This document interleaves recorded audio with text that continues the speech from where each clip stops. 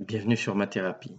À la suite de la petite vidéo qui présente au niveau du contexte historique l'école pythagoricienne et la découverte des nombres incommensurables par Hippace de Métaponte, nous allons dans cette vidéo regarder comment on va utiliser une suite de nombres pour essayer d'approcher quand même un nombre incommensurable très célèbre. Alors, ce nombre, au fait, qui est depuis l'Antiquité recherché, est le rapport entre le périmètre et le diamètre d'un cercle. Ce nombre, nous en connaissons tous une approximation, il a été baptisé pi. Donc si on déroule un cercle comme on l'a fait sur cette petite animation, le périmètre mesuré ne vaut pas 3 fois le diamètre, mais un peu plus que 3 fois le diamètre. Ce nombre pi, dont on a une petite idée maintenant, et là on a une petite représentation avec 3, 14, 15, 926, et ainsi de suite, jusqu'à l'infini, on ne peut pas non plus le représenter sous la forme d'un quotient de 2 entiers. Donc ce nombre qui intéresse les Grecs continue à poser de graves problèmes quant à son utilisation. Aujourd'hui, c'est très simple, on utilise sa machine à calculer, on appuie sur pi et on peut continuer le calcul. Ce n'était pas le cas chez les Grecs. Alors, ce nombre pi, son écriture n'est ni finie ni périodique, c'est donc un nombre que l'on appelle transcendant. La détermination d'une valeur approchée suffisamment précise de pi et la compréhension de sa nature sont des enjeux qui ont traversé l'histoire des mathématiques. La fascination exercée par ce nombre l'a même fait entrer dans la culture populaire. Donc si on revient vers 250 avant Jésus-Christ, donc souvenez-vous des troubles, on était au 6e siècle avant Jésus-Christ, là on est au 3e siècle avant Jésus-Christ, donc on a eu le temps pendant ces 3 siècles, donc c'est presque 300 ans d'histoire, d'essayer quand même de lier la géométrie à l'arithmétique. Et pour cela, il faut quand même pouvoir utiliser ces nombres qui sont dénommés comme incommensurables. Et donc Archimède dispose d'outils qui lui permettent de calculer le périmètre des polygones réguliers. Cela va lui permettre de mettre en œuvre une méthode d'approximation astucieuse à laquelle il a donné son nom, la méthode d'Archimède. Donc en géométrie, nous allons placer dans un cercle un polygone qui sera inscrit dans ce cercle. Ça veut dire que chacun des sommets du polygone va se retrouver sur le cercle et nous allons pouvoir mesurer son périmètre. Alors, le périmètre de ce polygone va être inférieur au périmètre du cercle dans lequel il s'inscrit. Ça veut donc dire que lorsque l'on va utiliser le périmètre de ce polygone pour s'approcher de celui du cercle et qu'on divisera par le rayon du cercle, on aura toujours une valeur de pi approchée, mais qui sera inférieure à la valeur réelle de pi. Pour pouvoir avoir une estimation précise, l'idée d'Archimède est de venir travailler avec une autre représentation, c'est-à-dire de travailler avec des polygones dans lesquels le cercle serait inscrit. Ça veut donc dire qu'en se plaçant au milieu de chacun des côtés du polygone, on va venir prendre un point qui sera tangent au cercle, donc le cercle se trouvera à l'intérieur inscrit dans ces polygones. De cette manière, le périmètre de ces polygones sera toujours plus grand que celui du cercle et donc l'approximation de pi sera toujours un peu plus grande que celle réelle. Donc l'idée d'Archimède est de venir en fourchette, venir essayer, en augmentant le nombre de côtés du polygone, de venir s'approcher de plus en plus de ce nombre pi.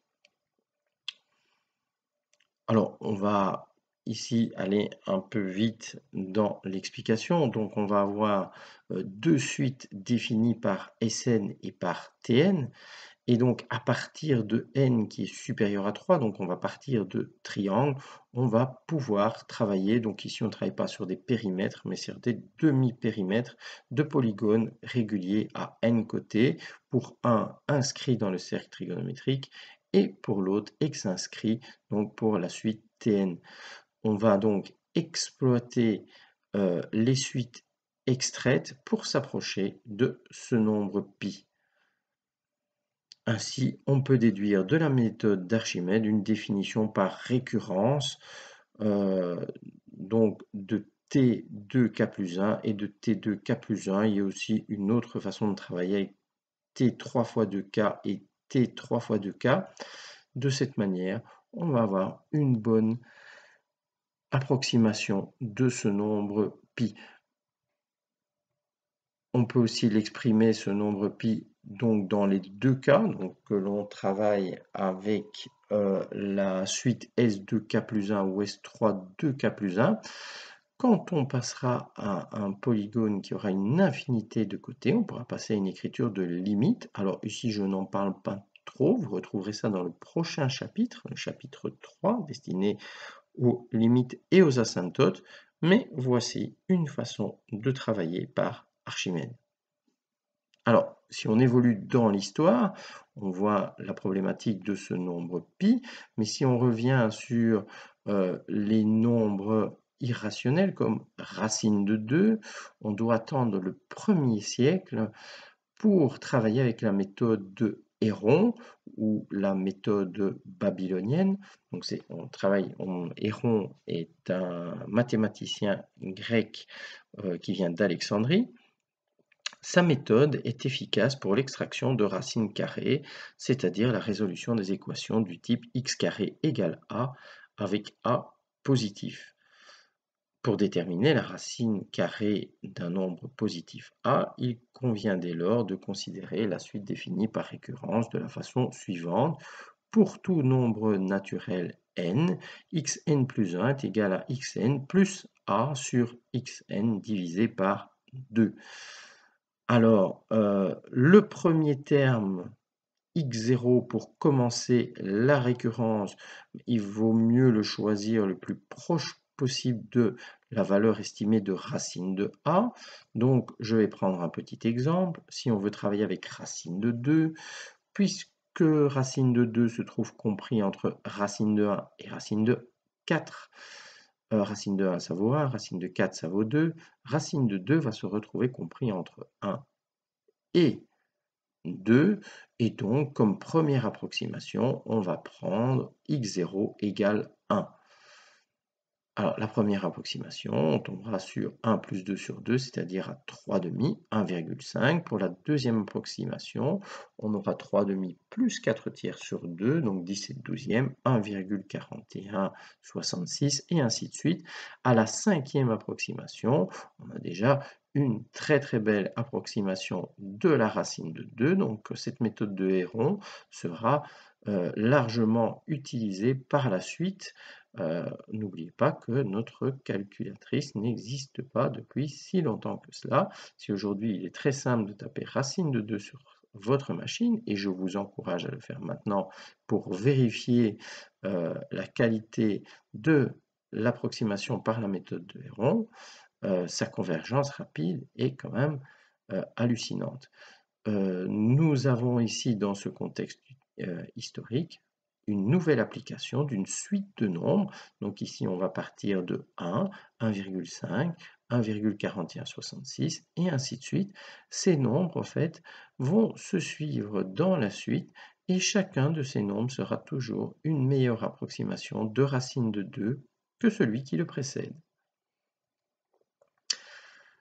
Alors, toujours dans cette petite vidéo, au XIIIe siècle, Leonardo Fibonacci, il va travailler avec une suite de nombres entiers dans laquelle chaque terme est la somme des deux termes qui le précèdent. Alors, il commence par 0 et 1, donc 0 plus 1, ça fait 1, donc le troisième terme, c'est 1, 1 plus 1, ça fait 2, le quatrième terme, c'est 2, et ainsi de suite, 3, 5, 8, 13.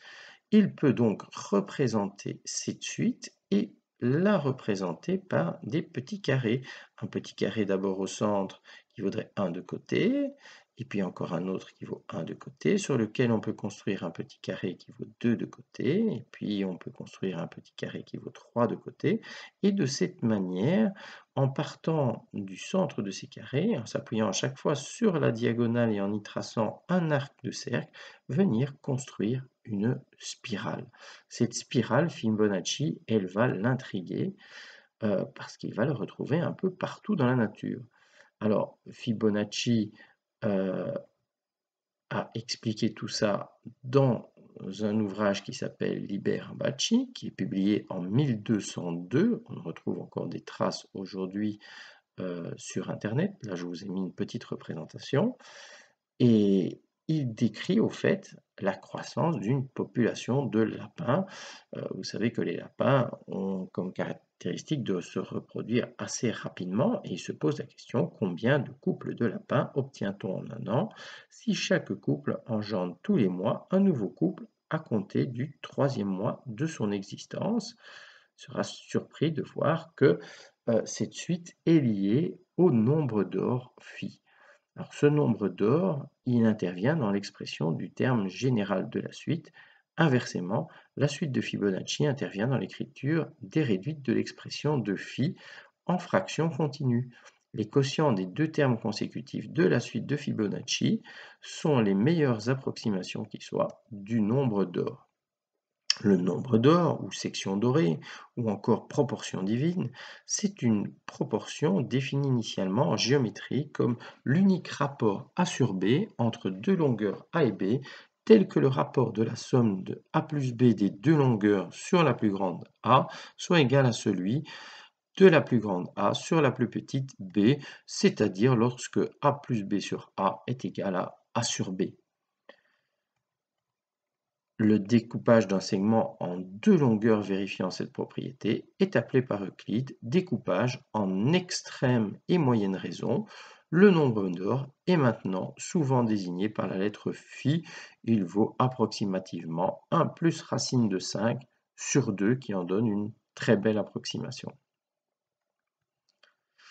Alors, je vous disais que Fibonacci était très intrigué par cette suite, puisqu'on peut la retrouver, donc ces spirales, dans des nébuleuses. On la retrouve également aujourd'hui en consultant nos images satellites lors de la formation d'ouragans. La carte de l'Afrique ressemble terriblement aussi à cette spirale. Le nombre de pétales de fleurs suit étonnamment une suite de Fibonacci. Dans la nature, on retrouve principalement des fleurs à 2, 3, 5, mais pas 4 pétales, si ce n'est parfois des exceptions comme le trèfle à 4 feuilles, 8, 13 et ainsi de suite. On retrouve aussi ces spirales dans les pommes de pin, dans des coquillages, dans le lobe d'une oreille, un œuf, dans nos empreintes digitales. On les retrouve aussi dans des œuvres d'art aussi célèbres que la Joconde ou la jeune fille à la perle, le premier dessiné bien sûr par Léonard de Vinci et le deuxième par Vermeer. On les retrouve aussi dans les estampes japonaises, donc ici c'est la célèbre vague d'Okusai, aussi dans vos mangas comme Sonic. Vous les retrouvez en architecture à des endroits qui sont souvent inattendus. Et même lors de coiffures un peu douteuses, nous pouvons retrouver cette célèbre spirale de Fibonacci. Bon, maintenant, mesdemoiselles, si vous avez de longs cheveux, vous pouvez toujours essayer et vous verrez que ceux qui vous regarderont à ce moment-là verront que cette spirale forme bien la spirale de Fibonacci. Alors, on terminera ce contexte historique encore par deux petits exemples. On doit quand même attendre le XVe siècle avec Nicolas de Cusa pour avoir une amélioration de la méthode d'Archimède. Pour Nicolas de Cusa, la possibilité de la connaissance réside dans la proportion entre l'inconnu et le connu. On ne peut juger de ce que l'on ignore qu'en relation avec ce que l'on sait.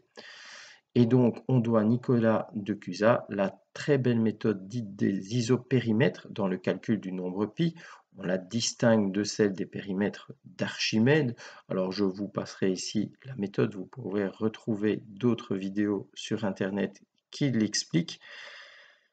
Simplement pour comprendre qu'entre le IIIe siècle avant Jésus-Christ et le XVIIIe siècle, il se sont passés beaucoup de temps pour pouvoir mettre au point ce genre de méthode en utilisant des suites de nombres.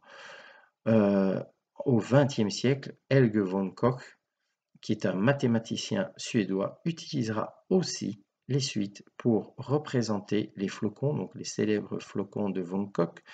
Il les construit de la manière suivante.